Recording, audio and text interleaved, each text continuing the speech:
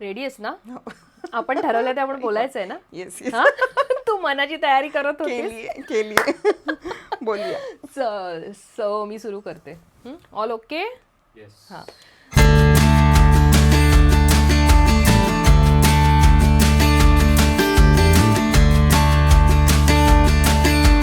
माझ्या आयुष्यातला सगळ्यात कठीण काळ म्हणजे माझा डिवोर्सचा काळ. त्यावेळेला मला असं वाटलेलं की माझं आयुष्य आता इथे संपलं. त्यावेळेला जर का आपण पाय रोवून उभं राहिलो ना की मग तुम्हाला कोणी नाही हलवू शकत. एखादी व्यक्ती आपल्याशी चुकीची वागली ना तर त्यावेळेला ना देव आपल्यासाठी आणखीन काहीतरी बॅकअप्स किंवा सपोर्ट्स ठेवलेले असतात. त्यामुळे माझा विश्वास आहे चांगुलपणावर. हरणं आज बऱ्याच मुलींच्या आयुष्यात येते आणि त्या कधी कधी कोणीतरी उद्ध्वस्त पण होते, कोणीतरी मूव ऑन पण होते. कोणीही 2-2 पेरेंट मुलाबरोबर आहेत पूर्ण वेळ, मी म्हणते असं क्वचित घडतंय आता. जेव्हा तुम्ही खूप ताणामध्ये असताना त्या ताणात तुम्हाला कळत नाही की मी आता सोल्युशन कसं काढू.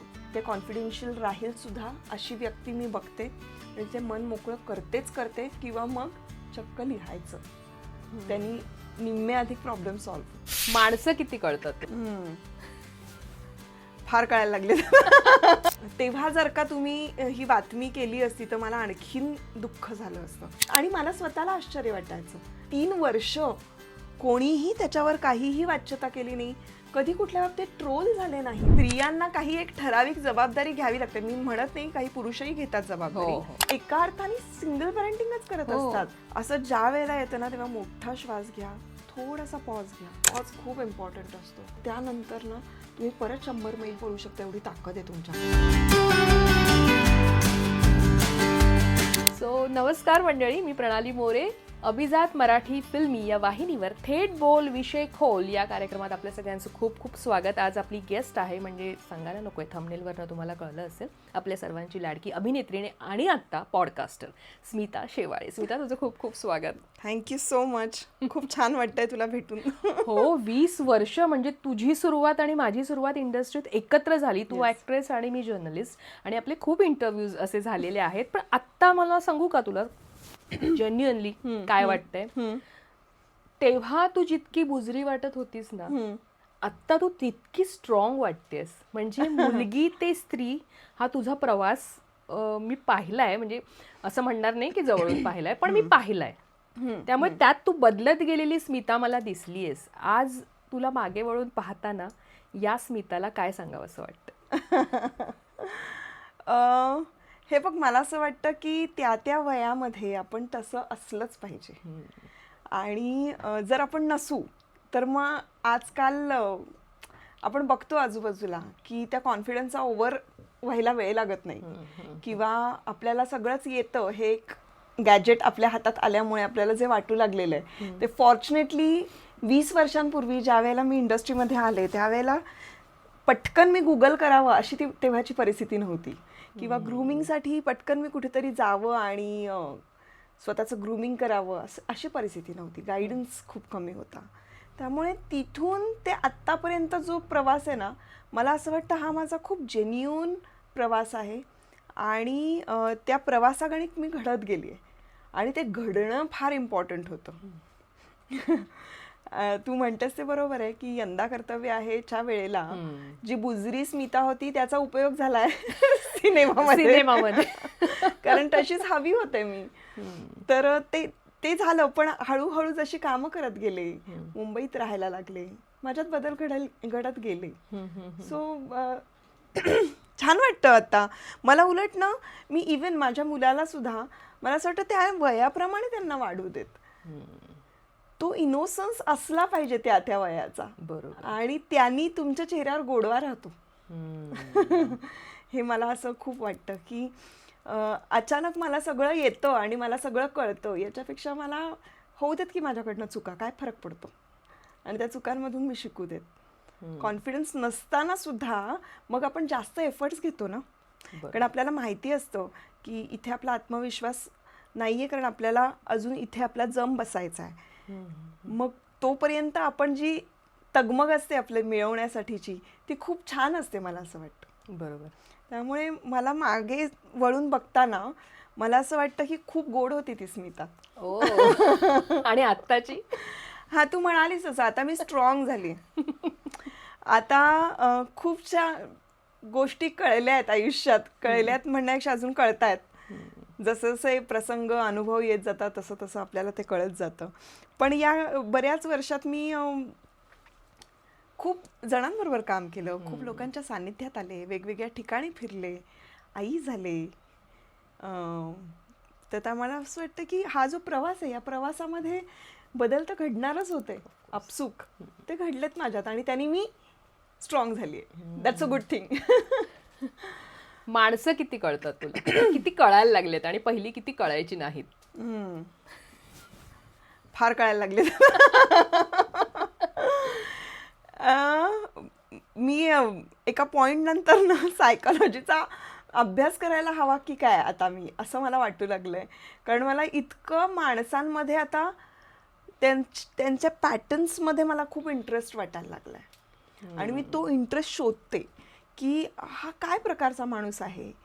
आणि आपण ना इतक्या प्रकारच्या माणसांना भेटतो, म्हणजे या क्षेत्राची गंमत ही आहे की मी अगदी सेटवर गेल्यानंतर स्पॉट दादांपासून हेअर ड्रेसर, मेकअप आर्टिस्ट, त्यानंतर असिस्टंट डिरेक्टर, प्रोड्युसर आणि आपले को ॲक्टर, हे एक वेगवेगळ्या स्तरातली माणसं आहेत आणि रोज त्यांच्याबरोबर डील करायचं आहे. बऱ्याचदा तर असं होतं की तुम्ही जेव्हा सिनेमा करता तेव्हा तुम्हाला लोकेशन वाईज पण वेगवेगळी माणसं भेटत जातात आणि मग वेगवेगळ्या माणसांबरोबर तुम्हाला डील करायचं असतं.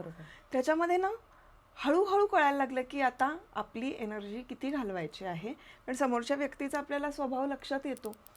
काही जण फार उगाच तक्रार करणारे असतात बघ, काही जण खूप कौतुक करणारे असतात उगाच, काही जण खरंच खूप जेन्युइन असतात. सो आता ना ह्या गोष्टी बऱ्यापैकी कळायला लागल्यात आणि मला ना खूप इंटरेस्टिंग वाटतं. मुळात मला या लोकांना ऑब्झर्व करायला खूप मजा येते आणि ऑब्झर्व करून त्यांच्याशी कमी गप्पा आणि ऐकणं जास्त, हे मी जास्त प्रेफर करते. म्हणूनच मी माझे पॉडकास्ट सुरू केले. मला ऐकायला आवडतं, मी ऐकू शकते आणि इंटरेस्टिंग मला कॅरेक्टर्स मिळतात त्याच्यातून. ते कॅरेक्टर्स मी माझ्या फिल्ममध्ये, सिरियलमध्ये एखादं मी पकडते ते आणि ते मी करते. त्यामुळे मला माणसं ओळखायला म्हणशील तर ओळखण्यापेक्षा सुद्धा ना त्यांचे पॅटर्न समजून घ्यायला खूप मजा येते.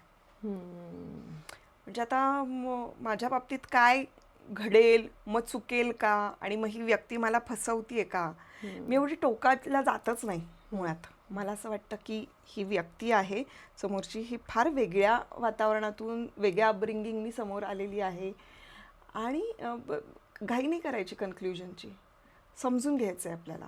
मी किती ॲडजस्ट होऊ शकते त्या व्यक्तीबरोबर, मी बरं माझं काम किती आहे, संपर्क किती येणार आहे माझा त्या व्यक्तीबरोबर, मी किती राहू शकणार आहे, हे सगळं कॅल्क्युलेशननी मला असं वाटतं की अगदी कन्क्ल्युजनवर जायला गरज नाही आहे आपण.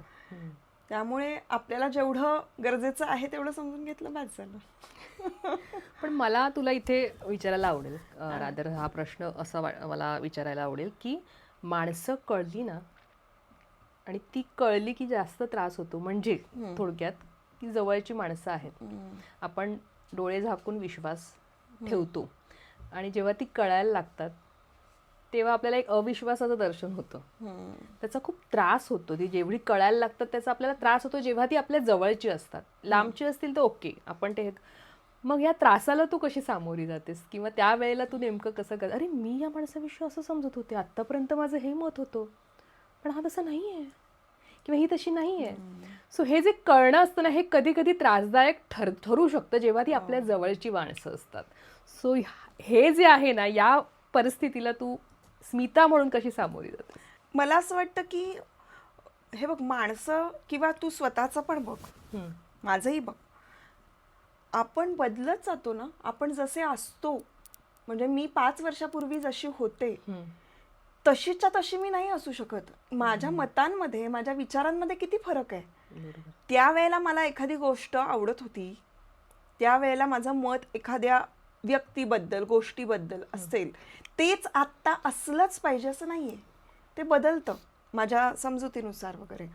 तर मी जास्त कन्सिडर हे करते की समोरची व्यक्ती जर का खूप माझ्या मनाविरुद्ध, बेसिकली आपल्याला त्रास केव्हा होतो, वाईट केव्हा वाटतं की आपल्या मनाविरुद्ध चाललेलं आहे. मला इथे हे अपेक्षित होतं की मला ही मदत मिळावी, मला हे अपेक्षित होतं की त्या व्यक्तीने माझं कौतुक करावं, त्या व्यक्तीने माझ्याकडे लक्ष द्यावं, आणि त्याच्या विरुद्ध काहीतरी घडतंय, मग माझं ते दुःखाचं कारण व्हायला लागतं. आणि माझी अपेक्षा भंग झाल्यामुळे मला ती व्यक्ती वाईट वाटते. पण मी आता तो असा विचार करते की समोरच्या व्यक्तीच्या बाबतीतल्या गोष्टी आपल्या हातात नाही आहेत, आणि ती व्यक्ती त्या त्या परिस्थितीनुसार, माहिती नाही तिच्या मागे काय व्याप आहेत आणि काय आहे, तेव्हाच तिचं काय परिस्थितीतून ती आलेली आहे, तिला नाही वाटलं आपल्याशी जसं आपल्याला हवंय तसं रिॲक्ट व्हावंसं, किंवा आपल्या अपेक्षा पूर्ण कराव्याशा तिला नाही वाटल्या, किंवा तिला कळल्याच नाही, तर मी वाईट वाटून घ्यायचंय का? आता ना हे खूप आयडियलिस्टिक वाटू शकतं, पण वाईट वाटून घेण्यासाठी ठराविकच माणसं आहेत की मी हक्काने चिडते आणि हक्काने मी अपेक्षा ठेवते. पण मी उठसूट माझ्या काका, मावशी, मामा यांच्याकडून नाही ठेवत मी अपेक्षा, कारण आपण भेटतो कधी त्यांना. मी रोज त्यांना विचारते की काय मग झालं का जेवण, मग आता काय करताय तुम्ही, मग आता कुठली सिरियल बघताय. आपण एवढे कॉन्टॅक्टमध्ये कोणाच्याच नाही आहोत. बरोबर. मग ऑल ऑफ अ सडन आपण अशी कशी अपेक्षा करायची की यांनी माझ्याशी चांगलंच वागलं पाहिजे. किमान आपण म्हणू शकतो की माणुसकीच्या नात्याने वागा, पण तेही नाही वागलं तर मी तर म्हणते की bless you, God bless you. आणि ते उत्तम आहे ना, ते उत्तम आहे. स्वतःला कमीत कमी त्रास करून घेणे ह्याच्यासाठी हे उत्तम आहे. मला जर कबीर कधी खोटं बोलला किंवा कबीर माझ्याशी काही लपवत असेल आणि मला काही सांगितलं नाही, त्यांनी अभ्यास केला नाही किंवा व्हॉट एव्हर, त्याचा मी त्रास करून घेणं साहजिक आहे. कारण मला असं वाटतं की हे आपलं ठरलं होतं की नाही की तू मला बरोबर सगळं शेअर करणार आणि तू केलेलं नाहीयेस, तर ते दुःख होणं खूप स्वाभाविक आहे. बरोबर. आई बरोबरचं दुःख होणं स्वाभाविक आहे. पण मला असं वाटतं की ज्या व्यक्ती तुमच्या रोज संपर्कातच नाही आहेत, त्या तुमच्या इनर सर्कलमध्ये नाही आहेत, त्यांच्याबद्दल काय वाईट वाटून घ्यायचं आणि स्वतःला त्रास करायचा शक्यतो मी नाही करते, अवॉइड करते. आणि म्हणून माणसं बदलतात, कारण आपण पण बदलतो की आपण कुठे एकसारखे असतो. मी पण खूप बदलली आहे. म्हणजे मी आता ज्या पद्धतीनं प्रॅक्टिकली विचार करते, तर लोकांना याचाही राग येतो की अरे हिला काही फरकच पडत नाही, असं होतं. म्हणजे मैत्रिणींनी कधीतरी फोन केला की त्यांना असं वाटतं की आता ही चिडेल आमच्या. पण मला असं वाटतं मी का चिडू, किंवा कोणाचा बर्थडे त्यांनी विश नाही केलंय मला, तर त्यांना असं वाटतं की एक नकळतपणे की सॉरी मी तुला बर्थडेला विश नाही केला. तर मला असं वाटतं की इट्स ओके, माझ्या तरी कुठे लक्षात राहतात सगळ्यांचे बर्थडे, मग मी कोणाकडून काय अपेक्षा करायची. सो मी अशी न्यूट्रल असते या बाबतीत. आपला एक विषय मगाशी झाला होता जेव्हा तू म्हणाली होतीस की लोक बऱ्याचदा तुम्ही शांत राहिलात की त्याचा वेगळं अर्थ काढतात, की तुम्हाला एक तर डोकं नाहीये, तुम्हाला स्वतःची मतं नाहीये, तुम्ही मूर्ख आहात आणि ग्रांटेड घेतात. पण या बाबतीत मला तुझं मत ऐकायला आवडेल. मला असं वाटतं की प्रत्येक ठिकाणी आपण रिॲक्ट होण्याची गरज आहे का? माझं मत आत्ताच्या आत्ता समोरच्या व्यक्तीला कळलंच पाहिजे, किती गरजेचं आहे का? ते गरजेचं. समोरची व्यक्ती माझ्याबरोबर काहीतरी शेअर करते आहे, तर मी बऱ्याचदा हे जाणून घेण्याचा प्रयत्न करते की त्या व्यक्तीला फक्त शेअर करायचं आहे की माझं मतही हवं आहे. त्या व्यक्तीला हवं असेल तर मी दिलं पाहिजे ना, त्याच्या आधीच मी का रिॲक्ट होऊ?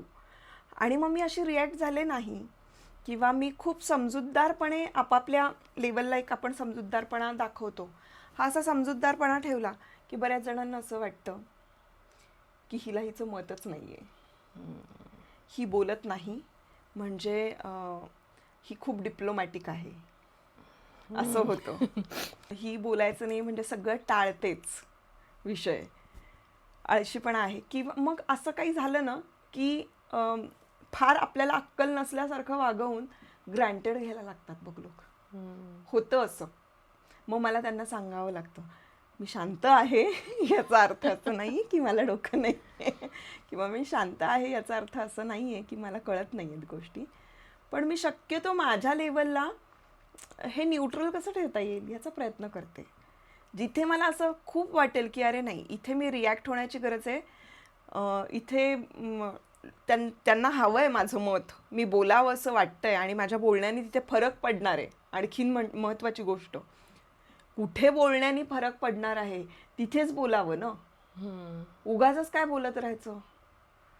मी शक्यतो नाही, म्हणजे एक काही जणांचा असा एक बाणा असतो ना की नाही सगळीकडे व्यक्त झालं पाहिजे.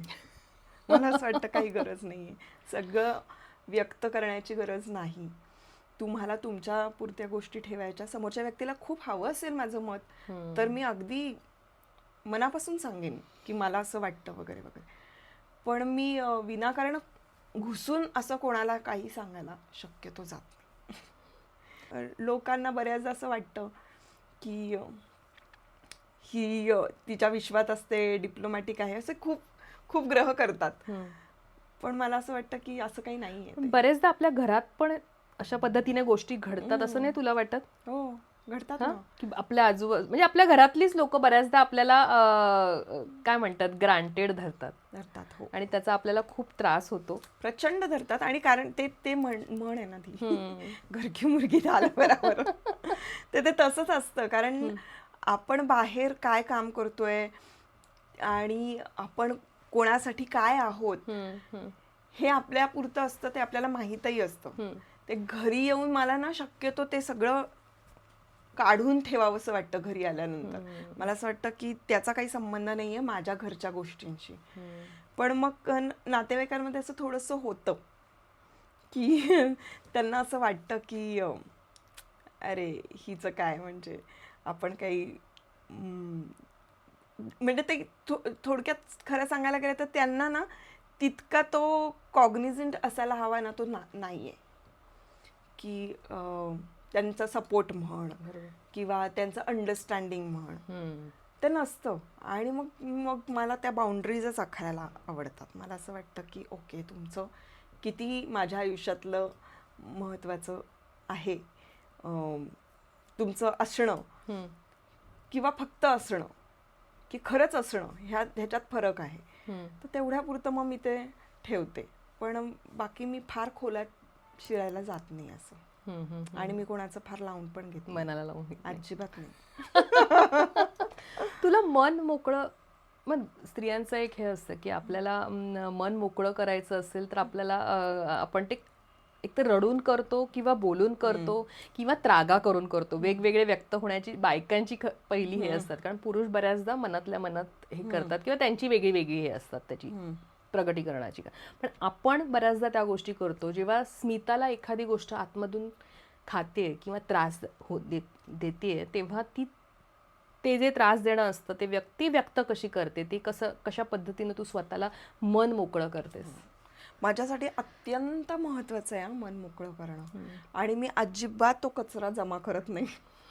हे म्हणजे मी खूप मितभाषी असले तरी सुद्धा मला हे माहिती आहे की माझ्या भावना मला आयडेंटिफाय करायच्या आहेत. मी जर दुःखी झाले आहे, मला जर त्रास झालेला आहे, तर तो मी लवकरात लवकर बाहेर काढण्याचा प्रयत्न करते.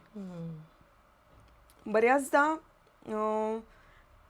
आता आपल्या इंडस्ट्रीमध्ये अनफॉर्च्युनेटली काय माहिती आहे का, की काही मैत्रिणी माझ्या वर्षानुवर्ष आहेत, काही मित्र माझे वर्षानुवर्षाचे मित्र आहेत, पण तरीसुद्धा ना ते त्यांच्या कामामध्ये इतके व्यस्त असतात की माझ्यासाठी ते 24/7 अवेलेबल नसतात. बरोबर. मग ना ते फेजेस थ्रू येतात आणि जातात असं होतं. तर त्या काळामध्ये जे कोणी माझ्याबरोबर असेल त्यांच्याबरोबर मी शक्यतो व्यक्त होण्याचा प्रयत्न करते. म्हणजे मला एखादी गोष्ट कळत नाहीये डिसिजन कसा घ्यायचा आहे, किंवा मला लक्षात येत नाहीये की मी एक्झॅक्टली इथे काय वागायला हवं. मला अशा काही अडलेल्या गोष्टी असतील, मला दुःख झालं असेल खूप, वेगवेगळ्या प्रकारे आणखीन आपल्याला दुःखाची वेगवेगळी कारणं असतात.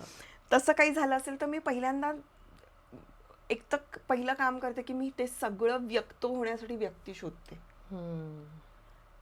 म्हणजे त्यावेळेला जी अवेलेबल माझ्या मित्रमैत्रिणी असतील त्यापैकी की मी इथे कॉन्फिडेंटली बोलू शकते आणि ते कॉन्फिडेन्शियल राहील सुद्धा अशी व्यक्ती मी बघते आणि ते मन मोकळं करते.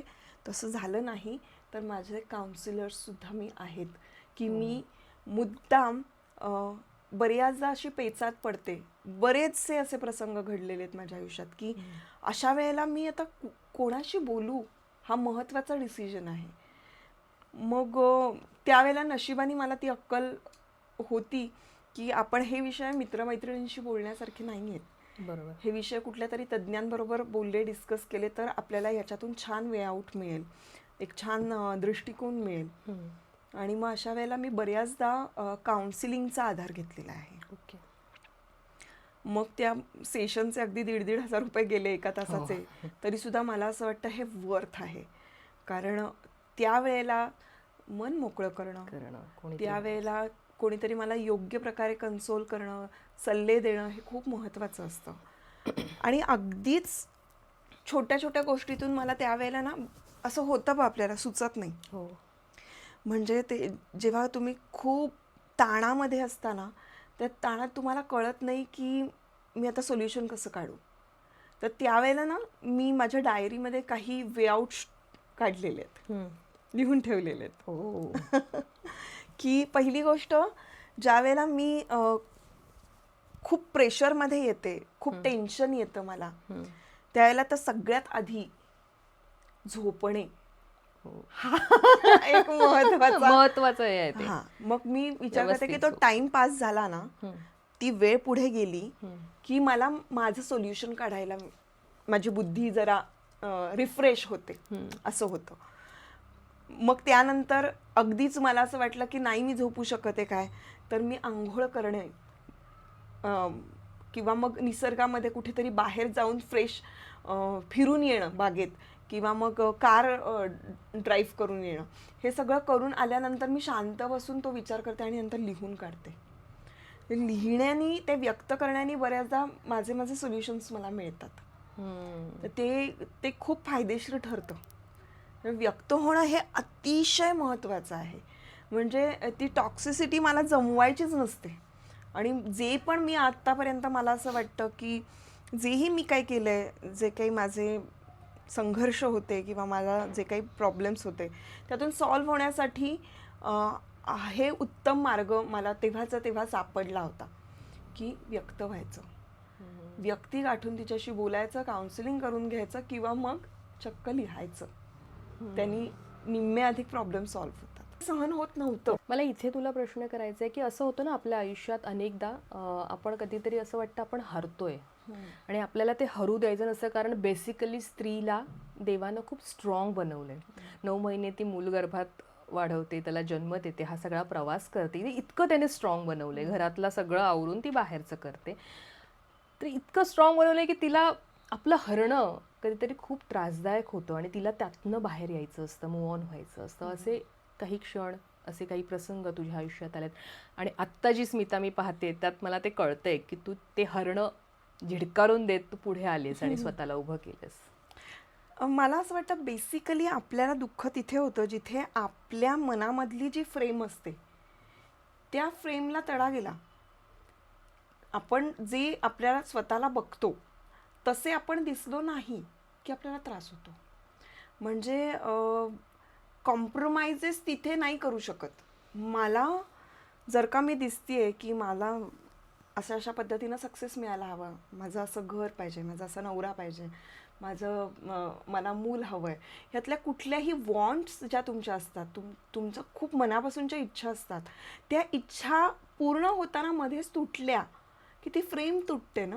आणि ती फ्रेम तुटली की तुम्हाला त्रास होतो. माझ्या आयुष्यातला सगळ्यात कठीण काळ म्हणजे माझा डिवोर्सचा काळ. आणि मला तुला खास इथे सांगावं असं वाटतं, आम्हाला ते कळलं तेव्हा विश्वास बसत नव्हता त्यावर. त्यामुळे तुला कधी त्याच्यावर विचारलं पण नाही किंवा कधी तुझा बाईट यावर घ्यावा असाही विचार आमच्या मनाला स्पर्शून गेला नाही. पण आत्ता मला असं वाटतं की इतक्या वर्षानंतर ते मन मोकळं कुठेतरी तू करावंस आणि ते बोलावंस. कारण ते हरणं ना आज बऱ्याच मुलींच्या आयुष्यात येतंय आणि त्या कधी कधी कोणीतरी उद्ध्वस्त पण होतंय, कोणीतरी मूव्ह ऑन पण होतंय. पण त्या ज्या हरणं स्वीकारतात आणि गप्प बसतात ना, त्यांच्यासाठी तुझं आन्सर मला वाटतं खूप महत्त्वाचं असेल. कारण तू आज ज्या पद्धतीनं स्वतःला हे केलेस ते कळतंय तू हरवलेस. सगळ्यात आधी मला असं वाटतं की ज्यावेळेला आपल्या बरोबर अनफेअर गोष्टी घडतात, एक व्यक्ती किंवा एखादी घटना आपल्या बाबतीत जी घडायला नाही पाहिजे, आपण डिझर्व करत नाही, आपण चांगल्या गोष्टी डिझर्व करतो, पण तरीही आपल्या बाबतीत ते घडतं, तर त्यावेळेला ना देव आपल्यासाठी आणखीन काहीतरी बॅकअप्स किंवा सपोर्ट्स ठेवलेले असतात त्यांनी. तू आता म्हणालीस असं की तुम्ही याची बातमी केली नाही, ही माझ्यासाठी अतिशय महत्त्वाची गोष्ट होती, कारण त्या काळात मी खूप खचले होते. आणि तेव्हा जर का तुम्ही ही बातमी केली असती तर मला आणखीन दुःख झालं असतं. पण आणि मला स्वतःला आश्चर्य वाटायचं की माझं डिवोर्स झाला तरी सुद्धा 3 वर्ष कोणीही त्याच्यावर काहीही वाच्यता केली नाही. थँकफुली माझ्या स्वामींवर माझा प्रचंड विश्वास आहे. स्वामी सतत पाठीशी असतात. कधी कुठल्या बाबतीत ट्रोल झाले नाही मी. हो. कधीच नाही. मी आता YouTube चॅनल सुरू करून 4 वर्ष होतात मला. तुला कोणी प्रश्नही नाही करत. मला कोणीही प्रश्न विचारत नाही. मला फार फार तर YouTube चॅनलवर एकदा विचारलं होतं की तुमचे मिस्टर काय करतात वगैरे, आणि त्याच्यासाठी मी खास व्हिडिओ केला होता की असं असं आम्ही विभक्त झालेलो आहोत, आणि तिथे मी त्याचं एक्सप्लेनेशन दिलं. पण त्यानंतर त्या व्हिडिओ नंतर कोणीच नाही विचारलं ग मला. आणि मी म्हणते की मग हे काय, एक व्यक्ती वाईट वागते पण ज्या मग 20 व्यक्ती 100 व्यक्ती आपल्याशी चांगल्या वागतात ते कसं मी इग्नोर करू. बरोबर. त्यामुळे मला ते दुःख काही फार मोठं वाटत नाही. हा तेव्हाचा जो काळ म्हणजे तो माझ्यासाठी अतिशय कठीण होता, अतिशय कठीण होता. म्हणजे त्यातून जर का मी बाहेर आले नसते तर एक माझ्यातला कलाकार हरवला असता, मी काम करू शकले नसते, मी चांगली आई होऊ शकले नसते, मी इंडिपेंडेंट वुमेन असू शकले नसते. निश्चित. असं एक आपण मग नुसतं ढकलायचं म्हणून आयुष्य ढकलतो ना, ते तसं झालं असतं माझ्या बाबतीत. पण त्यावेळेला मी खूप शांत राहिले आणि मी कुठे व्यक्त नाही झाले. नंतर सुद्धा दिल के करीबमध्ये मला प्रश्न विचारला, त्यावेळेला सुद्धा मी एक खूप शांतपणे संयमानं त्या गोष्टींच्या बाबतीत बघितलं. पण ना खरं आहे तू म्हणतेस तसं की ज्या वेळेला अशा प्रकारचं दुःख येतं की जिथे तुम्हाला असं वाटतं की माझ्या बाबतीत हे का, असं ज्या वेळेला घडतं आणि मीच का, मी कोणाचं काय वाईट केलंय म्हणून माझ्या बाबतीत हे घडतंय, बरं मी कुठे चुकले, असं जर असेल ना की बाबा आपल्याकडून चूक झालीये माहितीये, तर त्यावेळेला ना तुम्हाला कोपअप करायला खूप सोपं जातं. पण ज्यावेळेला तुम्हाला माहिती असतं की माझी काहीच चूक नाहीये याच्यात, हे डायरेक्ट येतंय आणि धाडकन माझ्या अंगावर आलेलं आहे, तर हे कसं घेऊ मी आता. पण मला असं वाटतं की हे घडल्यामुळे मी बाउन्स बॅक होऊन परत उभी राहिले. आणि हा जो सगळा त्यानंतरचा माझा प्रवास होता ना, तो खूप त्यामुळे महत्त्वाचा होता. म्हणून घडलेल्या ज्या वाईट गोष्टी आहेत त्या मागे सुद्धा काहीतरी कारणं असतात, हे मला आता इथे आल्यानंतर कळतं, जेव्हा मी मागे वळून बघते. बरोबर. तेव्हा ते घडलं म्हणून मी ताकदीनं काम करू शकले. माझ्यातलं जे आई पण होतं, कारण आपण ना खूप प्रोटेक्टिव्ह असतो, खूप सिक्युअर्ड गोष्टींमध्ये राहण्याचा प्रयत्न करतो, पण जेव्हा तुमचं सगळं असं काढून घेतलं जातं अचानकपणे, तर त्यावेळेला आपण हलतो ग. पण त्यावेळेला जर का आपण पाय रोवून उभं राहिलो ना की मग तुम्हाला कोणी नाही हलवू शकत. बरोबर. आणि मला असं वाटतं की कोणाच्याही आयुष्यात अशा वाईट गोष्टी घडूच नाहीत, पण जर अशा घडल्या तर मी कायम म्हणते की तुम्हाला असं वाटतं की तुम्ही थकलात, संपलं, आता इथून पुढे काहीही घडू शकणार नाही माझ्या आयुष्यात, असं ज्या वेळेला येतं ना तेव्हा मोठा श्वास घ्या, थोडासा पॉज घ्या. गरजेचा असतो तो पॉज. पॉज खूप इम्पॉर्टंट असतो. आणि त्यानंतर ना तुम्ही परत 100 मैल पळू शकता, एवढी ताकद आहे तुमच्याकडे, आणि ही स्त्रीकडे तर आहेच आहे. आणि म्हणून मला स्त्रियांबद्दल जी कणव आहे, मला स्त्रियांबद्दल जे करावंसं वाटतं ना, माझ्या चॅनेलवर सुद्धा मी बोलते, मी ज्या वेळेला स्त्रियांच्या हार्मोनल्सबद्दल सुद्धा माहिती देत असते ना, मी खरंच पोटतिडकीनं देते. कारण मला माहिती आहे की आपल्या सायकल्स म्हण, आपले होणारे बदल म्हण, हे इतरांच्या आयुष्यात म्हणजे पुरुषांच्या आयुष्यात एवढे बदल नाही आहेत ग. अगदी लहानपणापासून बघ की इतकं छान आपण शाळेमध्ये जात असतो, मस्तपैकी 2 वेळा घालून आणि अचानक आपल्याला पिरियड्स येतात, आयुष्य बदलतं की नाही त्यानंतर आपण असं सगळं छान करिअर करायचं, सगळ्यांशी झगडून बिघडून आपल्याला हवी ती फॅकल्टी घेतो आणि मस्त करिअर करतो, जॉबला लागतो, आणि मग वेगळ्याच कुठल्या तरी आपल्याला शहरामध्ये लग्न करून जायचं असतं. मी जिथे कम्फर्टेबल आहे, ज्या वातावरणात कम्फर्ट आहे, तो कम्फर्ट मला कायम तोडायचा आहे स्त्रीला. मी कुठेतरी आता लग्नामध्ये कम्फर्टेबल व्हायला लागली, मी या घराला कुठेतरी ऍडजस्ट करायला लागली असं म्हटल्यानंतर आपल्याला बाळ जन्माला घालायचं असतं. तो एक वेगळाच. बरं, ही मी आई झाले, कित्येक मुलींचा असा प्रॉब्लेम म्हणजे आपण पोस्ट पार्टल डिप्रेशन म्हणतो आजकाल, ते टर्म आहे ते.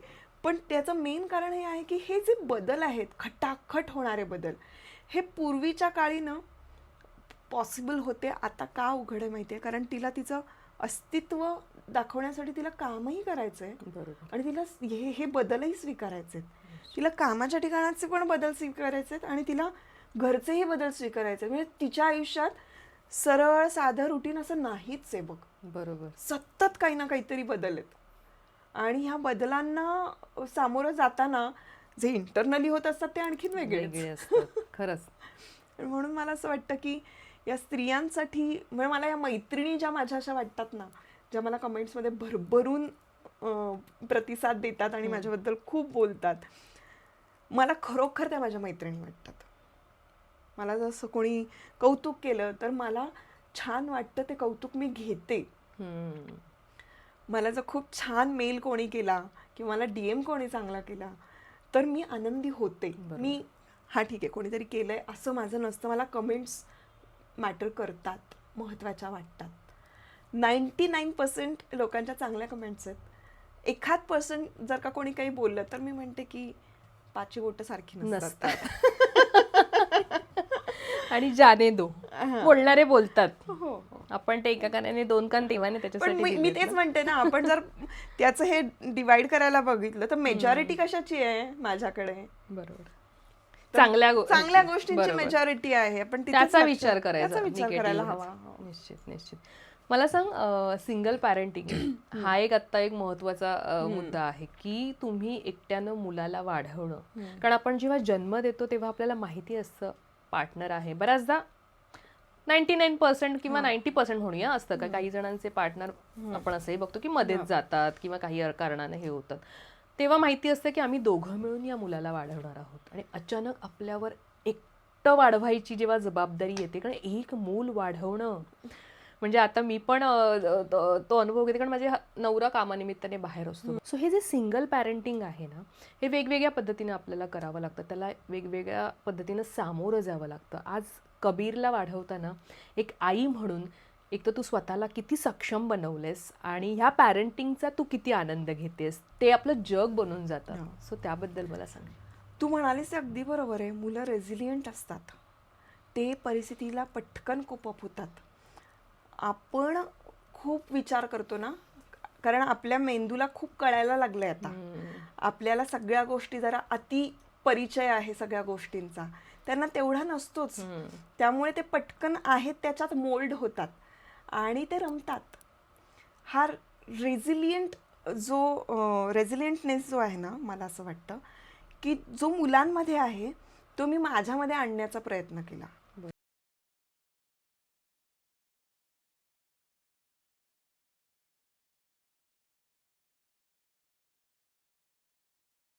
He was too small ना that time. 2 वर्षाचा होता कबीर. आणि 2 वर्षाचा म्हणजे तो असं होतं की त्याला बोलायला यायला लागलं होतं, त्याला कळत होतं. तर मला भीतीही वाटायची की आता प्रश्न काय येतील आणि काय होईल. ते महत्त्वाचं. पण तिने मला इतकं सुंदर सांगितलं. ती म्हणाली की मुलं रेझिलियंट असतात, त्यामुळे तू तुझी काळजी घे. आपली आई आनंदी नाहीये म्हटल्यानंतर 100 प्रश्न उभे राहतील ना, त्यामुळे तू आनंदी राहण्याची जबाबदारी फक्त घेतलीस तरी सगळं सॉल्व्ह होणार आहे. बरोबर. तिने इतका सुंदर सल्ला दिला होता मला त्यावेळेला. मी जे कोणी ऐकत असतील मी त्यांना हेच सांगेन की मुलांना कसं आपण वाढवायचं किंवा मुलांना आपण कसं समजूतदार बनवायचं किंवा या परिस्थितीला आता ते कसं घेतील, ते काय विचार करतील, ह्या आधी ना आपण खूप फोकस आपल्यावर केला पाहिजे. बरोबर. कारण ते आपल्याला फक्त ऑब्झर्व करत असतात. तिथे जर का मी दुःखी, सतत रडते आहे, सतत मला वाईट वाटतंय, हे जर मी त्याच्यासमोर पोर्ट्रे केलं किंवा मी त्या परिस्थितीनुसार तशी वागले मी स्वतःला नाही कोपअप करू शकले, माझ्या भावना नाही बिल्ड करू शकले, तर 100 प्रश्न त्याच्या मनात येणार आहेत. बरोबर. आणि तो विचारणार आहे मला की हे का, हे कशासाठी. पण जर का त्याला असं कळतंय की तू आत्ता म्हणालीस तसं तुम्ही दोघं जण आहात, कित्येक नवरा बायको IT मधले म्हण किंवा काम करणारे किती दोघं जण असतात ग एका आणि मी मुलाबरोबर. कामानिमित्तानं वेगळीच राहते, तो वेगळा, म्हणजे तो लांबच अमेरिकेत. एक्झॅक्टली. सो त्यामुळे तसंही हे मी नाही. कायम ना स्वतःला पण हे सांगितलं आणि मी कबीरलाही एका पॉइंटला हे सांगितलं की नेव्ही मध्ये काम करणारे जे असतात की नाही ते वर्ष आपल्या मुलांना भेटत नाही. हो हो तेव्हा ती आई सिंगल पेरेंटिंगच करत असते की. हो, आमच्याकडे तसंच आहे.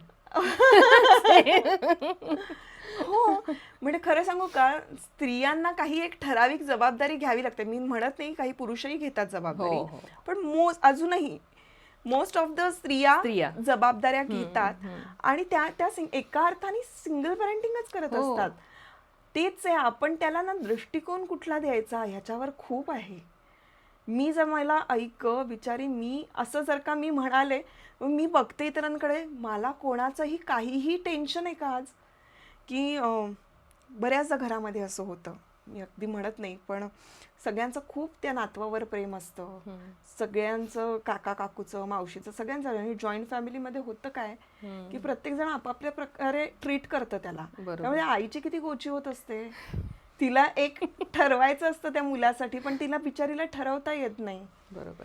हे तिचं दुःख, मग माझं नाहीये हे दुःख. मला असं वाटतं की मी जसं वाढवणार आहे, मला जसं वाढवायचंय तसं मला वाढवता येणार आहे. मग हा प्लस पॉइंट नाही का? ऑफकोर्स. सो आपण आयुष्याकडे बघण्याचा दृष्टिकोन काय ठेवतो हे फार महत्वाचं वाटतं. आणि हे मला वेळोवेळी चर्चा केल्यामुळे, योग्य व्यक्तींशी बोलल्यामुळे कळलेलं आहे की कबीरच्या बाबतीत मला तो त्रास करून घेण्यापेक्षा आय एम ब्लेस्ड. माझ्यात ते करेज होतं की ओके, हे गोष्ट मला नको होत, म्हणजे मला हवी होती, आयुष्यात छान लग्न हवं होतं, पण ते नाही सक्सेसफुल झालं, तर इट्स ओके.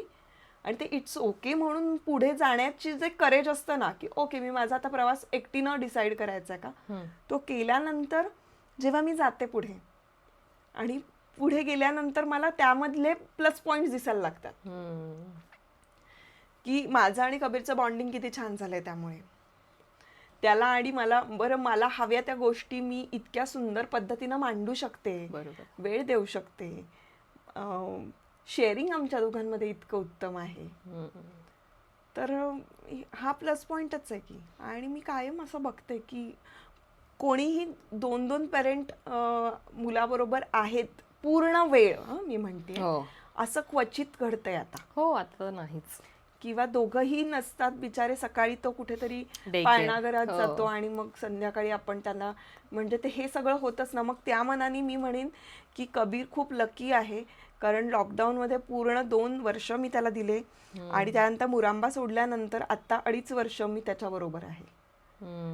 आणि मी घरात बसून काम करण्याचं जे चूज केलं की मी यूट्यूब चॅनेलवर फोकस करेन, त्याचा फायदा त्याने योग्य वयात त्याला त्याची आई मिळाली पूर्णपणे. बरोबर. आणि मला मिळालं मुळात तो वाढत असताना मला मिळाला. आता इथून पुढे मे बी टीनेज मध्ये त्यांना तेवढी गरज नाही लागणार आपली.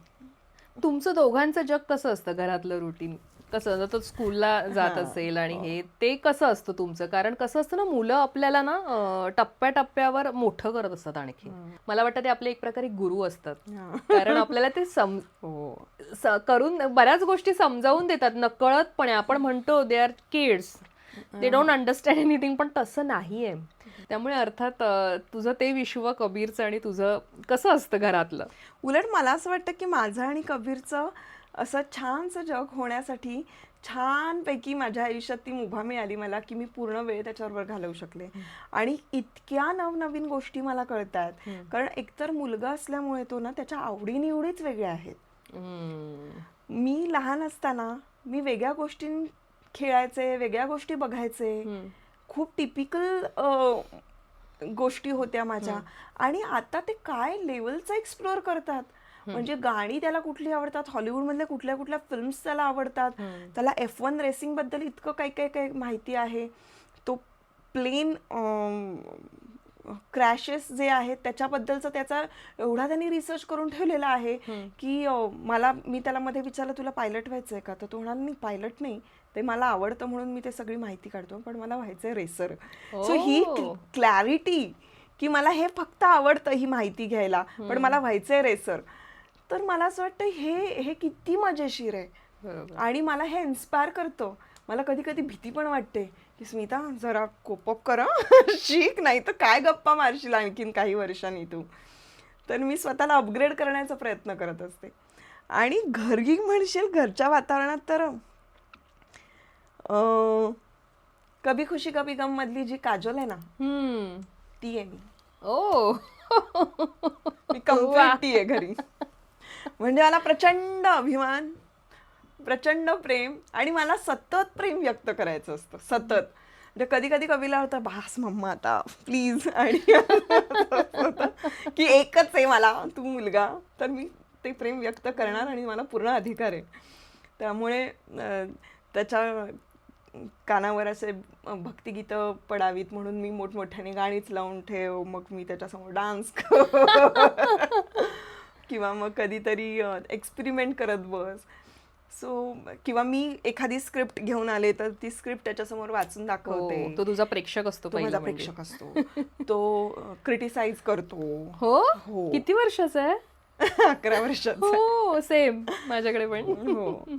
आणि म्हणजे ते सगळं उत्तम आहे तुझं, पण ते तर उर्दू बोलणार ते वाटत नाही तू उर्दू बोलतेस असं, ते मराठी सारखंच वाटतंय सगळं असं वगैरे बोलतो. मग मी म्हणजे आता ह्याच्यासाठी सिनेमासाठी, या सिनेमासाठी रणपती शिवराय मध्ये मला जे उर्दू बोलायचं होतं तेव्हा मी मोठमोठ्याने वाचत होते माझे डायलॉग्स, तेव्हा तो म्हणाला ते मराठी सारखंच बोलतीयस तू उर्दू. आपली इज्जत काढतो. हे खरंय. म्हटलं अरे मी आता पहिल्यांदा वाचतीये, हा गुरुजींकडे जाऊन जरा बघून येते, शिक म्हणे. तर त्याला इंटरेस्ट असतो बेसिकली.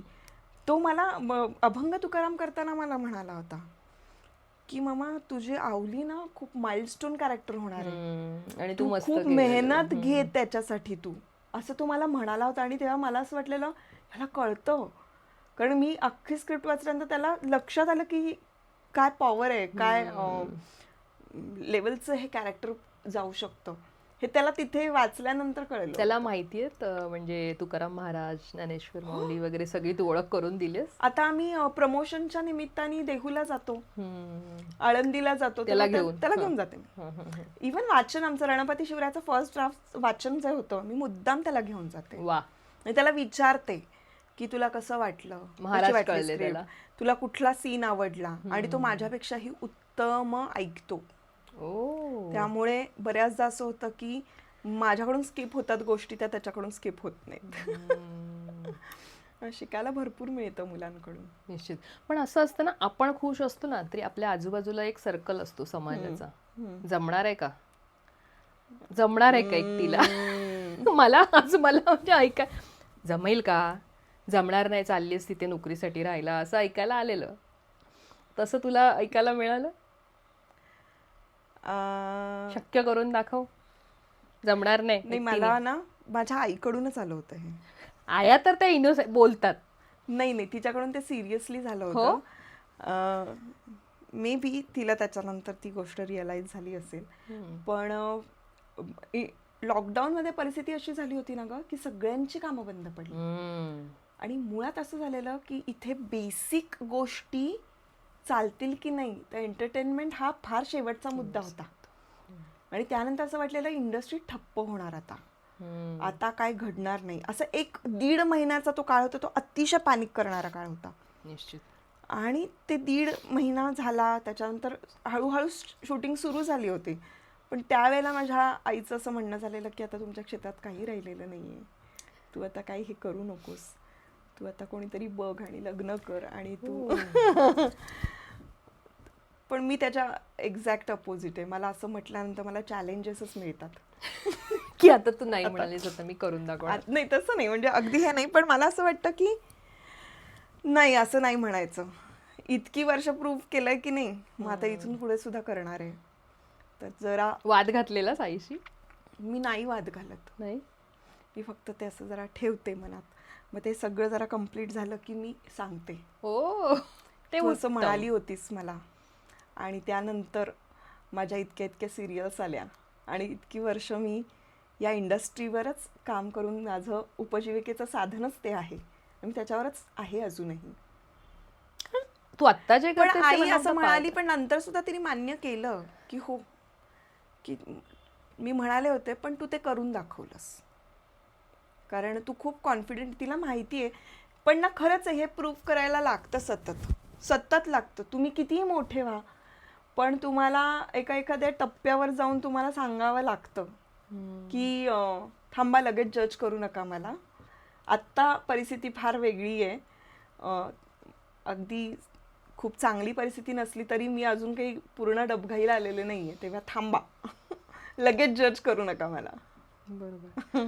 पण आई म्हणाली, पण इतर इंडस्ट्रीतले फ्रेंड्स म्हण किंवा समाजातून इतर तुझे नातेवाईक म्हण, तुला सेकंड मॅरेज विषयी विचारतात तेव्हा तू काय उत्तर देतेस? विचारून काय उपयोग आहे, मला असं वाटतं. तू स्ट्रॉंगली बोलतेस की कसं, म्हणजे तू रिॲक्ट कशी होतेस? मी स्ट्रॉंगली रिॲक्ट होते. म्हणजे मला असं वाटतं की हे बघ, आपल्या घरामध्ये जे काही मी फेस केलं किंवा जेव्हा होते, तर त्यावेळेला सपोर्ट करायला किती माणसं असतात, बरोबर की नाही? बरं, मग तुम्हाला असं वाटतंय ना, मग स्थळ आणा. तुम्ही सजेस्ट करा, तुम्ही suggest आता मी करा. निवडेन जर नाही पटेल तर. होत ना असं, असं होत नाही. त्यामुळे ना मी तेच म्हणते की मी आज फारच क्लिअर बोलतेय. आणि नाही, मला असं वाटतं की असावं लागतं, कारण हे खूप जणांना उपयोगी पडतं. म्हणजे मला पण असं प्रत्यक्ष अनुभव आपण बोलतो ना, की असं नाही की तुमचा सगळ्यांचं आपण खूप परफेक्ट असतं. हां. प्रत्येक संसारात काही ना काही कुरघोडी या होतच असतं, हो. होतच असतं. होतात जो की. म्हणतो माझ्या नाही बाबा, आमचं खूप गोड आहे, असं कुठेही नसतं. पण इम्परफेक्शन मध्ये खूप जास्त सौंदर्य आहे. मला माझं लाईफ इम्परफेक्ट आहे म्हणून ते मला खूप आवडते, कारण मी इतकी वळणं बघितली आहेत आणि मी आता ती एम्ब्रेस करायला शिकली, त्यांना जवळ घ्यायला शिकली, आणि त्यातून मला निश्चितपणे वेगळं काहीतरी मिळतं. प्रत्येक वेळेला काहीतरी नवीन घडतं, अनपेक्षित काहीतरी नवीन घडतं, जे मी कधी विचार पण केलेला नसतो. बरोबर. या सगळ्या जर्नीमध्ये मला एकच खूप जवळची माझी अशी व्यक्ती किंवा माझं कोणीतरी आहे असं वाटतं, तर ते स्वामी. प्रचंड श्रद्धा आहे माझी, प्रचंड. आणि मला मी किती बसून पोथी वाचते ह्याला महत्त्व नाही आहे, पण मी सतत त्यांचं अस्तित्व आजूबाजूला अनुभवण्याचा प्रयत्न करते. म्हणजे छोट्या छोट्या गोष्टीत ते प्रचिती देतात. त्यावेळेला मला असं वाटतं ही जी श्रद्धा आहे ना, ही श्रद्धा मग माझी स्वामींवर आहे, आणखी कोणावर असेल, साध्या दगडावर पण असेल, पण ती श्रद्धा फार महत्वाची असते तुमच्या आयुष्यात. ती तुम्हाला तारते. बरोबर. स्वामींचा असा एखादा अनुभव जो तुला इथे आवर्जून सांगावा असं वाटतं, प्रचिती आलेला? स्वामी मला इतकं वेळोवेळी, म्हणजे एखादा असा कुठला तुला प्रसंग कसं सांगू, मला खरंच छोट्या छोट्या गोष्टींमध्ये त्यांनी इतकी छान त्यांचं अस्तित्व जाणवून दिलंय की ते माझ्या आजूबाजूला आहेत.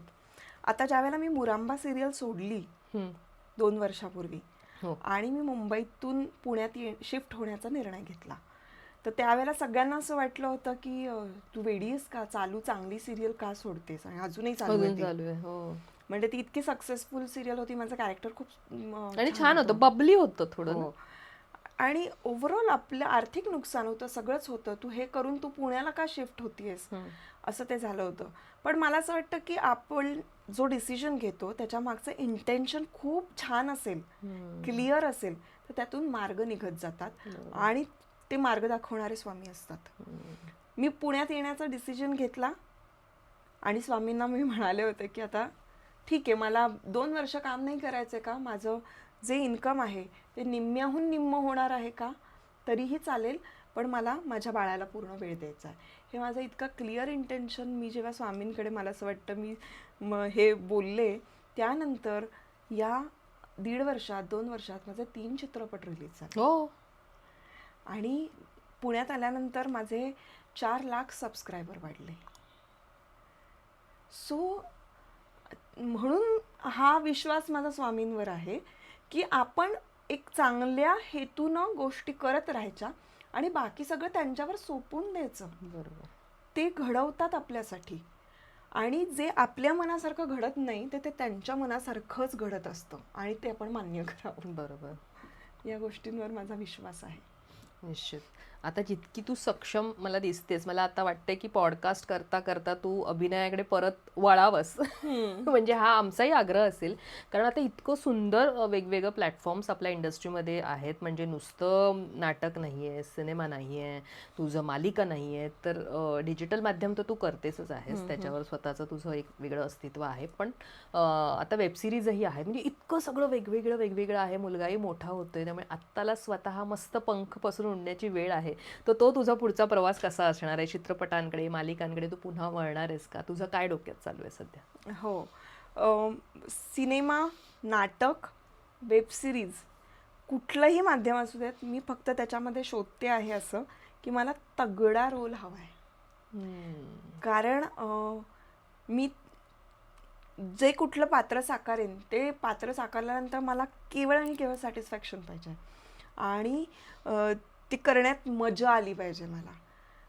कारण आता पूर्वीसारखं आपण कामानी काम मिळवूया याच्यापेक्षा मला असं वाटतं की मला कामानी काम मिळवायचं नाहीये, मला ते जॉब वर्क नाही करायचं आहे.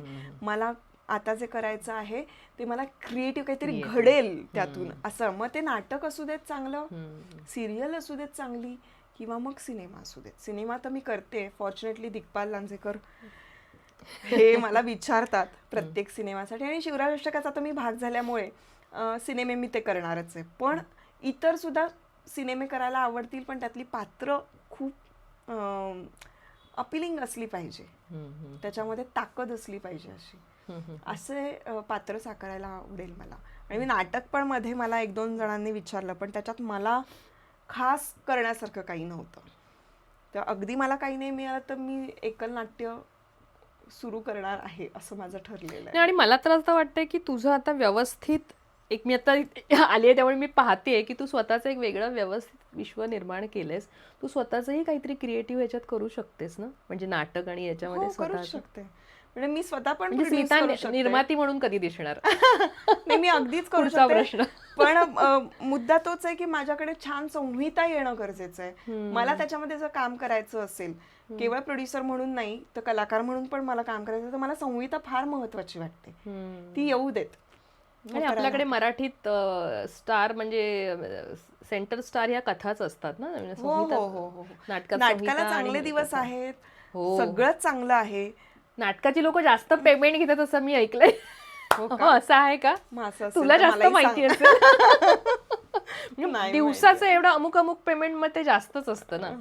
आणि नाटक खूप छान चाललंय, कारण आता हाऊसफुल होत आहेत नाटकं, प्रयोग लागतात. मग पुण्यात असं नाही, मुंबईतही. आणि सगळीच जी व्यवस्थित दर्जेदार नाटकं आहेत ती सगळी चांगली चालली आहेत. असं नाही की बॅक टू बॅक चांगलं आहे. लोक कंटाळलेत आता टेलिव्हिजन आणि OTTला, मला असं वाटतं. त्यामुळे ते नाटकाकडे वळतात. त्यामुळे म्हणून मी नाटक करायचंय मला. मी या निमित्ताने सांगते, मला नाटक करायचंय. आणि तेच आहे, मला ना मल्टिपल गोष्टी नाही करायच्यात. मी जर नाटक घेतलं तर मी वर्षभर डेडिकेशननी नाटकच करेन, किंवा मी सिरियल घेतली तर मी डेडिकेशननी सिरियल करेन, कारण मला त्याच्यात 100% द्यायचं आहे. त्याच्यामुळे उलट असे कलाकार कोणाला मिळणार नाहीत इंडस्ट्रीमध्ये. त्यांना सगळ्यातलं सगळं करायचं असतं की नाही. मी डेडिकेशननी वेळ द्यायला तयार आहे. दौरे आणि हे असतं. हो, म्हणजे मी असं नाही म्हणणार की मी आता नाटक करते तर मला सिरियल पण घेऊ द्या. मला नाटक घेतलं, मी जे मला पहिलं चांगलं मिळेल ते मला घ्यायचंय आणि ते मला करायचंय. नक्कीच स्मिता आता तयार आहे. फक्त पॉडकास्टर म्हणेन ती पुन्हा वेगवेगळं कामं करा. सिनेमा तर ती करतेच आहे, पण नाटक, मालिका यात तू पुन्हा दिसण्याची आता शक्यता जास्त वाढली आहे. त्यामुळे अर्थात ती लवकरात लवकर तुझ्यापर्यंत ती संहिता येऊ आणि स्वामी ती आणि पोहोचवतील. तुला ऑलमोस्ट सांगते की मला दर आठवड्याला एक फोन येतो सिरियल साठी. पण अगं मला आवडत नाहीये ते कॅरेक्टर, म्हणून माझं मी करत नाही. आणि मी म्हणते की ते स्वामींना वाटेल योग्य वेळेला तेव्हा ते देतील. निश्चित. आणि आज तू इतकं मनमोकळेपणाने बोललीस, आणि कुठेतरी मला कोणीतरी बोललेलं तुझ्याशी खूप मोकळेपणाने कलाकार बोलतात, पण कदाचित बऱ्याचदा असं असतं ना, ते ट्युनिंग जुळणं पण महत्वाचं असतं. आपलं खूप जुनं असोसिएशन आहे मला असं वाटतं. आणि प्रत्येक फेज मध्ये तू मला बघितलेलं आहे. मी त्यामुळे त्यामुळे मी तुझ्यापाशी मोकळी झाली. मला वाटलंच नाही खरं आपण हे शूट करतोय आणि पॉडकास्ट हा ना, आपण गप्पा मारतोय. अशाच गप्पा. नाही, आणि मी पण खूप जेन्युअनली उगाचच मुद्दामून विचारायचं म्हणून कुठल्याच गोष्टी विचारल्या नाही. मला ते प्रश्न स्वतःच्या आयुष्यातलेही असतात, आपण पाहिलेले जवळच्या मैत्रिणींचे असतात, सख्यांचे असतात, आणि ते असं वाटतं की अशी एखादी व्यक्ती आहे जी खरंच संवेदनशील आहे, तिच्याकडे हे विचारणं आणि तिच्याकडनं उत्तरं घेणं, हे जेव्हा माहिती असतं तेव्हा हे सगळं घडून येतं. आणि हे सगळं घडून आलंय. थेट बोल, विषय खोलमध्ये खरोखर थेट बोललीयस आणि खोल विषयावर बोललीयस आणि मुद्द्यावर बोललीयस, मुद्द्याचं बोललीयस. त्यामुळे एक तर तू छान बोलतेस, आणि मी तसं म्हटलं तसं आधीची स्मिता, आधी मी इंटरव्ह्यू घ्यायची ती स्मिता आणि आताची स्मिता, यात खूप फरक आहे. आणि अशीच तुझी उत्तरोत्तर प्रगती होत राहो, हीच आमची इच्छा. Thank you so much. या स्टुडिओत माझ्या आलीस तू, मला खूप छान येस, वाटलं. हा स्टुडिओ स्मिताचा आहे म्हणून मी मगासपासून म्हणते तिने झेप घेतली आहे आता. सो खरंच अभिजात मराठी फिल्मीसाठी तू इतका वेळ दिलास. आमचं चॅनल नवीन आहे पण माणसं जुनी आहेत. अरे हो, माणसं जवळची पण आहेत आणि जुनी आहेत. सो खूप खूप तुझे आभार. आणि अर्थात पुढच्या जर्नीसाठी जे नाटक तू म्हणतेस ते लवकरात लवकर तुझ्यापर्यंत पोहोचले यासाठी आमच्याकडे शुभेच्छा. थँक्यू.